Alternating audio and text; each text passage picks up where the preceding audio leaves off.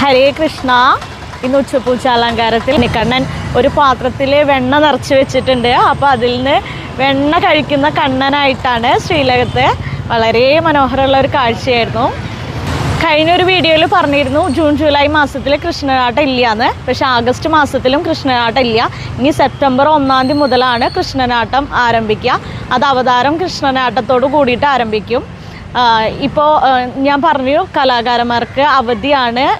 കച്ച കെട്ടാനും അവർക്ക് മെയ്യെഴുത്തിന് വേണ്ടിയിട്ടും ഉഴിച്ചിൽ അങ്ങനത്തെ കാര്യങ്ങൾക്ക് വേണ്ടി മാറ്റി വയ്ക്കുന്ന ഒരു സമയമാണ്. അപ്പോൾ ഇനി സെപ്റ്റംബർ 1 മുതൽ കൃഷ്ണനാട്ടം ഉണ്ടാവും. വേറൊരു കാര്യം കൂടിയും പറയാനുണ്ട്.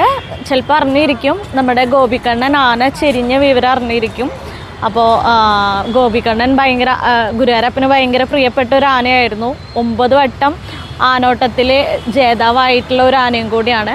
അപ്പോൾ ഈ നിമിഷത്തിൽ നമുക്ക് ഗോപികണ്ണന് വേണ്ടിയിട്ട് നമുക്ക് പ്രാർത്ഥിക്കാം, സ്മരിക്കാം. എല്ലാവർക്കും ഭഗവാന്റെ അനുഗ്രഹം ഉണ്ടാവട്ടെ എന്ന് പ്രാർത്ഥിക്കുന്നു. ഹരേ കൃഷ്ണ.